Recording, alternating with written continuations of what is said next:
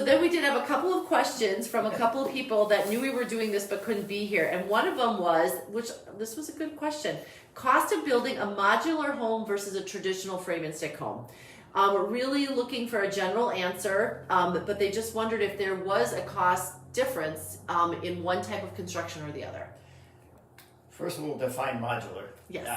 Because a lot of people think, well, modular home is, they drive it in Not on a wheels and they manufactured put it home. on blocks Nope. and they drive away. The trailer house thing and a modular home actually gets set on a real foundation. It's a house. It's not going anywhere. It's tried down. It's permanent. So those are two different things, and that mindset is the first thing to tackle. The second is there's a wide, I guess, just like in a stick-built home, there's a lot of fluctuation in method and cost, and more so in modular homes. There's some kind of budget builders, and there's some more high-end builders. Okay. And the more high-end builders it's pretty much the same cost as if you had a stick-built. The advantages aren't so much in budget as they are in timing, and sometimes weather's not always perfect up here. No. So sometimes that can be an advantage. And we did a modular home for a guy where we actually used his house up for Labor Day, and while he was in his house, they were building his new house off-site. We were able to demo his house, build his new house, attached garage and everything else, and have him back in for Christmas. Wow. Which is something you can't do if it's stick built on site. So one of the things that I tell people, and maybe I've been wrong, but I always think of the difference. Manufactured, obviously, roll it up and you put it either on you put it on slab or whatever they do with it. Modular, I think, is the same as frame and stick. It's just built indoors. It is. That's how I differentiate it usually. Yeah. I would say you're protected from the elements, really. Yeah. Okay. It is, and the only design limitation is sometimes you have to take into account those modules to make sure that everything ties together and flows the way you want it to. On Yep. bigger, real custom homes, sometimes that limitation, because you can't have it 30 by 30. You can have it 15'9" wide is the widest you can go with one section. So sometimes you have to play with that a little bit. Perfect. Okay. Timeline from shovel in ground to completion. A lot of variables there. I know the bank. I heard the bank wants it to be 13 months, right? Well, yeah, and 13 months is a year is a long time, Yeah. So generally that's not a problem, but it's just size of the house Yep. and level of detail are big factors in that. If it's 1,600 square feet, kind of standard house, we could knock that out pretty quickly. But if it's 5,000 and there's a lot of custom woodwork, and it really adds time. Perfect. Can I ask a question to that? Absolutely. I'm assuming a lot of that time variation goes with if you have to sub anything out and what other people's timelines are. What Right. do you guys contract specifically with Shiloh, and what do you sub out? If you don't mind? We hire subcontractors to do the excavation and the foundations, and then all the mechanical work. And then usually, depends on the size of the project, a lot of times we'll sub out the insulation, because there's insulators that's what they do all day, every day, and they really do a nice job.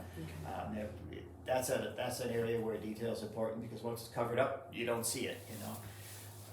Most of the other stuff we do, sometimes we'll sub out a big roof or drywall if it's a big job, but a lot of times we'll do that in-house. So. Cool. Awesome.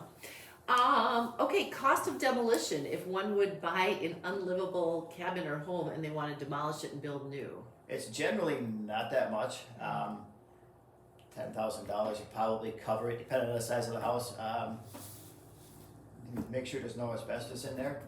And if you have concrete in the basement that's painted with lead-based paint, they can't just haul that to the landfill. Okay. So there's a few considerations there, but for the most part, it's not too big a deal. They come in with an excavator in a day. They just Hammer put it it in a down dumpster and and go haul it from away. there. Awesome. Okay. Okay. Would this builder construct a garage or outbuilding with an in-law suite or office? I'm assuming that would be yes if it was done to code. Yes. And if it's an office, then you may not even need. You probably won't need to worry about the UDC code. But if it's an in-law suite, then you would have to do that. Okay, makes sense. Is that because you're tying in plumbing and water versus just finishing off a separate space? Sleeping is the biggest thing. Sleeping, actually. If you're in there to sleep, You check with the municipality, I guess, to make sure, but usually running water to a garage, if you have an existing septic and stuff, isn't too big a deal, but if you put a bedroom in it, because if you put a bedroom in it, somebody lives there. If you have a desk and a sink, well, I'm making coffee while I work, but once you have a bedroom in there, that's why septic systems go by a number of bedrooms rather than number of bathrooms, because you could have one bedroom and 10 bathrooms and you can only fit so many people in that house. But if you have 5 bedrooms, you're gonna have that many people.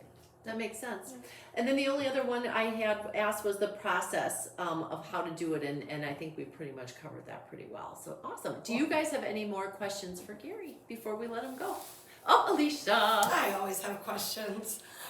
So we work with a lot of clients that purchase vacant land, and we get those questions all the time as we're gonna build. Mm-hmm. For the off the street, don't know the process, what would you recommend they do, or what can we recommend they do to get prepared to be ready for you, and what would you like to see them doing?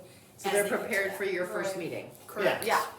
Yeah, the biggest thing is kind of have an idea, budget-wise, if they can afford what they want, and, like I said, just square footage number isn't the best tool, but it's probably the only tool really to use for that, because you can't just, look at that and guess. Right.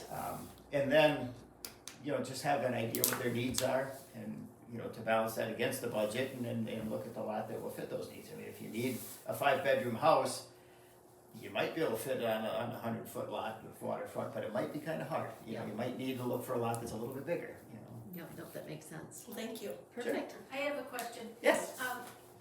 In the process, and maybe you answered this, I don't think you did, you take care of contracting the excavator and tree removal Yes. and the driveway in, and all of that is budgeted in when you're talking with the Yes. customer. Yes.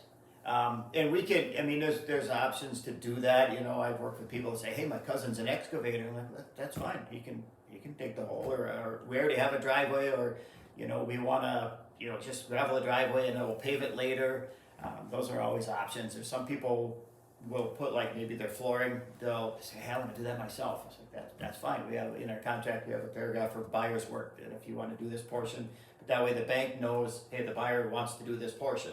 It's right in there, so that That's they what I was know. gonna ask, do they need to be licensed, or how does that work? There's some things they can do and some they can't, Yeah. but we like to have it in there so that the bank knows, hey, the buyer wants to do this portion, so it's, they're saving a little money here, which is fine, but the bank knows that, we're not responsible for They're that not going to be workmanship calling you necessarily. to ask. Yeah, makes Right. sense.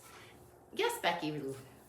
So if we have someone looking at lots and they wanna know what they can build on it, what kind of a commitment do you need to come out and look at the lot and let them know that, or do you charge?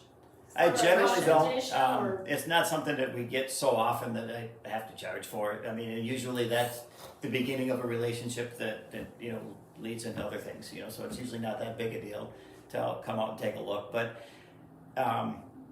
if they're curious about setbacks, they can contact the counties. And if it's like Eagle River has their own, they're a little bit different. But Vilas County has a real nice chart Visual picture. drawn up that shows you, okay, 15 feet on the side lots and 75 feet on the lakefront and 66-foot road easement. So you can kind of look at those and then have that in your mind as you're looking at a lot too. I think that's where we sometimes struggle, though, is like even with houses that are unfinished, like people have no visual, like I don't know they can't quite see it. And I think sometimes you saying, oh, you can put the bathroom, you could get the view here, you have a great kitchen, that helps some people visualize, because some people I don't think are super visual. And seeing, I think people come here for privacy, so they don't realize what 15 feet from the lot line sometimes looks like as far as a privacy buffer between them and the neighbor. But that's that's good to know. Awesome. Any other questions? All right. Thank you so much. If you have any questions, reach out to Gary or Leah. Let them know how they can help, and hopefully we'll see you soon in the North Woods.